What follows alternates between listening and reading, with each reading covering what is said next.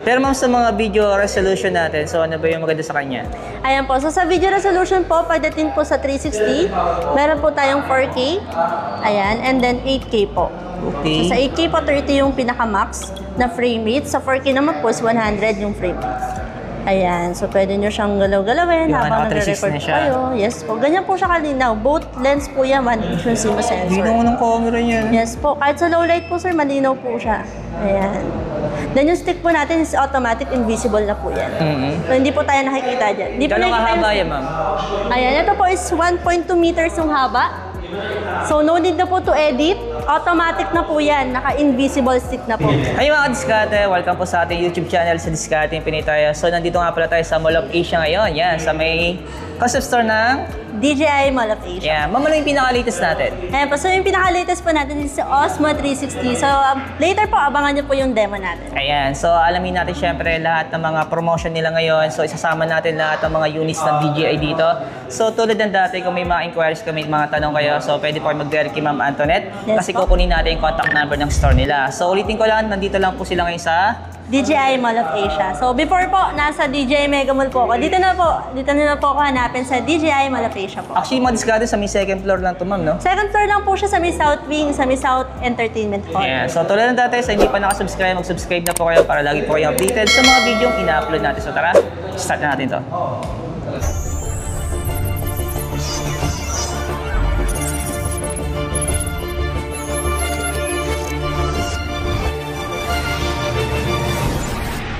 So, Ma'am Antoinette, ano yung pinaka-latest natin? Hi po, so ito po yung pinakabago natin product, si Osmo 360. Ayan, so dual na yung camera niya. So, ano naman yung mga specs dito, ma'am? Ayan po, so maganda po dyan na naka 1 inch na yung CMOS sensor niya, both camera lens. Ayan, so malinaw po yan pagdating sa low light, crisp yung kuha niya, and at the same time, meron po siyang native 8K 360 video. So ganun po siya kataas yung reso na kaya niyang i-produce. Wow. Then sa megapixel naman, 120 megapixel na po yan, 360 photo. So kahit i-zoom nyo po yan, hindi po siya nagiging pixelated. Then sa internal naman niya, meron siyang 105 gig internal storage. Then kaya po natin makapag-record ng 120 minutes continuous recording sa resolution na 8K 30 FPS. So yun din kasi minsan yung hinahanap ng client, kung gano'n daw ba siya katagal mag-record. So dito po kasi continuous recording yan, 100 minutes po. So sa ano naman po, pagdating po sa recording natin, so ang tinatanong din nila, nag-overheat ba? Usual po na mag-heat or common po na mag-heat yung unit. Pero ito po, kahit minute po siya, ang maganda po sa kanya, hindi po siya nag-off, hindi siya nag-i-stop. So yun yung maganda kay Osmo 360, which is advantage po niya. Oo, continuous yung record niya. Yes po, continuous yung recording kahit medyo mainit na po siya dahil higher nga po yung resolution na option natin, which is 4K and 8K po yung meron sa 360. So normal po yun na mag-heat. Pero ang maganda po sa kanya, hindi magka-cut yung recording. Yung continuous po yun. So hindi po siya mag-stop. Yan. Pero ma'am, sa mga video resolution natin, so ano ba yung maganda sa kanya? Ayan po, so sa video resolution po, pagdating po sa 360, meron po tayong 4K, ayan, and then 8K po. Okay. So sa 8K po, 30 yung pinaka-max na frame rate. Sa 4K naman po is 100 yung frame rate. Ayan, so pwede nyo siyang galaw-galawin habang nagre-record kayo. Yes po, ganyan po siya kalinaw. Both lens po yan, 1/8 yung CMOS sensor. Dino ng camera niya. Yes po, kahit sa low light po sir, malinaw po siya. Ayan. Then yung stick po natin is automatic, invisible na po yan. So hindi po tayo nakikita dyan. Gano'ng kahaba yan, ma'am? Ayan, ito po is 1.2 meters yung haba. So no need na po to edit. Automatic na po yan. Naka-invisible stick na po. So unlike po sa other brands po, no, kailangan mo pa siyang edit. Dito hindi na. So less hassle, less edit, lalo na sa mga beginner na magta-try ng 360 products since mostly kasi yung ano namin, nila-launch po namin is action camera lang. Ayan. Pero ma'am, ano yung mga inclusion niya pag bumili kayo? Ayan po, pag bumili po kayo ng Osmo 360, meron po tayong kasama invisible stick sa combo. 3 po yung battery, may charging hub. Meron na rin po yung pouch at saka po yung protective cover. Ito po yan. Ayan. Then sa standard naman po, meron po tayong isang battery, yung unit po, yung pouch, tapos yung cord niya. Then, ang maganda po kasi sa standard, kung meron na po kayong ganito, Action 5 Pro or Action 4, compatible po yung accessories niyan dito. So, okay, pwede niyo po yung gamitin, kahit standard na lang yung bilhin niyo. Mas makakalis pa po kayo. Okay, Ayan. ibig sabihin ma'am, yung size ng battery nila, same lang. Same lang po. Ayan, so pakita natin sa kanila, baka hindi po sila maniwala eh. Ayan. Eto po, so open po natin siya. Ayan, so parehong-pareho lang po yan. Okay, Dito parang po pareho sa isang battery. Yes po, oh. pareho lang po. Kaya mas makakatipid po kayo kung meron na kayong mga previous na product. Huwag niyo po ibenta, sayang po. Oh. Pero ma'am, sa mga installment natin dito sa Mall of Asia, so ano yung mga ina-accept natin? Yes po, nag-accept po kami ng installment for the credit card po. Up to 3 months zero interest kapag po 30K above yung price ng unit na bibili niyo po. Ayan. Then for the bulk order, pagka more than 60,000 yung presyo ng unit, may discount po sa amin yan automatic. Ayan. Tapos sa mga financing natin, Sa finance naman po natin, meron tayong home credit. Pwede po kayo mag-home credit dito sa store. actually mga discount na baka hanapin niyo si Ma'am Anthony sa Mega Mall, wala na po siya doon. Ayan, Nandito so- na po siya ngayon sa may Mall of Asia, sa may Yes, second so, floor. I'm back, Hanapin pero niyo lang dito yung na. DJI Concept Store dito, napakalaki naman. Ayan. Yes po, So mas makikita bigger niyo, na siya. ang daming dumadaan kasi nasa may hallway sila, sa may gilid lang. Ano? So doon naman sa mga natin, sa mga other Osmo natin. Ayan po. So, ongoing pa rin naman po si Osmo Action 5 Pro. So, ito pa rin is actually best-selling din talaga namin to si Action 5 Pro. Oo, isa sa pumatok din sa inyo. Yes ano? po. Kaso parang nararamdaman ko na matatalo siya nun. Matatalo po siya talaga ni 360. So, sa ngayon, hindi po siya gumagalaw since na-launch na nga po si 360. Pero, maganda pa rin po talaga si Osmo Action 5 Pro since parehas naman po yan naka 1-inch yung CMOS sensor. Then kung sa price difference naman po is 28,000 yung combo niya, 30,990 doon. So sa mga budget po or naghahanap po ng medyo mas mababang price pero maganda yung camera, go po tayo kay Action 5 Pro. Okay. Then ongoing pa rin po si Action 4, naka-promo po yan ngayon. So visit po kayo dito sa store namin. Actually, mga discount, dagdag lang natin, ma'am. So, baka isipin nila yung kuha ng video natin, more than 360 lang. So, meron din siyang standard, di ba? Yes po, meron din po yan. Ayan, Pakita pakita po natin. natin. Para, kaya sabi ko, baka matalo siya ni 360 ito, Yes Action po. 5 natin. Ayan po. So, kaya po talagang masasabi natin matatalo po siya ni 360, si Action 5 Pro kasi meron po siyang option na single lens. Oo. Ayan po. Yan So, po yung standard, parang ganun. standard po siya. Ayan. So, kung i-compare po natin siya dito. Ayan o, same na. Same na po kasi siya eh. Tapos, Oo. pwede niyo po siyang harap-likod. Ayan. So, Yeah. ito naman, pwede rin naman. Pero talikod mo siya. Oo. Pero ito, both camera niya yung pwedeng Diba? gumana. Ibig sabihin, 2-in-1 na siya. Yes po, 2-in-1 na po. Parang Action 5 na 360 pa. Kakaba na talaga si Action 5 Pro. Pero sa price po, syempre medyo malayo. Mas mura po si Medyo mura pa rin Action si, ano? 5. Yan. Ito.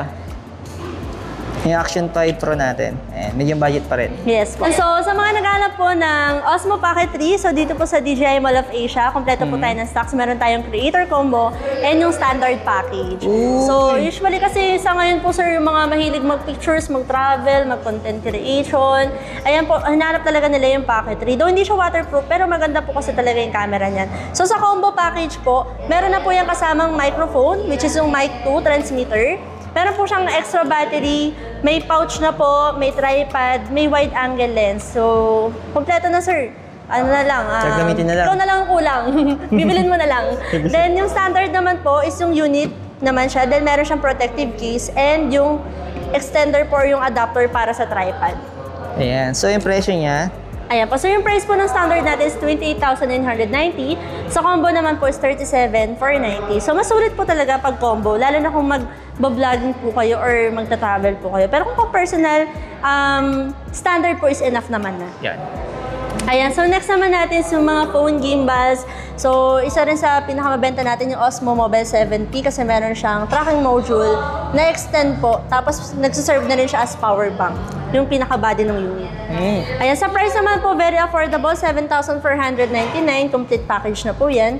Then sa, OM7 po, 4,599 po yung price. Ayan, so yung difference po nila na extend po si Osmo Mobile 7P. May tracking module. Meron din naman po itong active tracking pero through application lang. Okay. Pero ito kasi may hand gestures eh. Pakita natin sa kanila para Ang gawa mas nito. ma-experience po Ayan, nila. yung EA niya. So, next naman natin, ma'am. Ayan, so para naman po sa mga camera gimbal po, meron po tayong Ronin series which is si RS4. Available pa ba yan? Yes po, available pa rin po yan, sir. Pero mostly kasi yung binibili na sa amin yun, si RS4 Oo. Mini na kasi mas lightweight po. Saka mas budget. Yes po, mas budget, mas lightweight. Pero syempre po, depende pa rin naman po yan sa pangangailangan or sa purpose po natin. So si RS4 po, sa standard package natin is 25,490 yung price. Then sa combo po, 32,990. May kasama ng bag, tapos yung battery grip. Sa RS4 Mini naman po, meron siyang tracking module. Yun yung pinagkaibahan niya. Which is wala po dun sa RS4N. May tracking module din siya just like yung sa Osmo Mobile 70. Then, ito po kaya niya mag-carry up to 2 kilograms ng camera. So, Okay. kaya usually yung iba nagsiswitch po from RS3 Pro, yung mga previous na nakabili na ng Ronin, nagsiswitch po sila to RS4 Mini. Then, yung price po niyan sa combo, 20,690 lang po.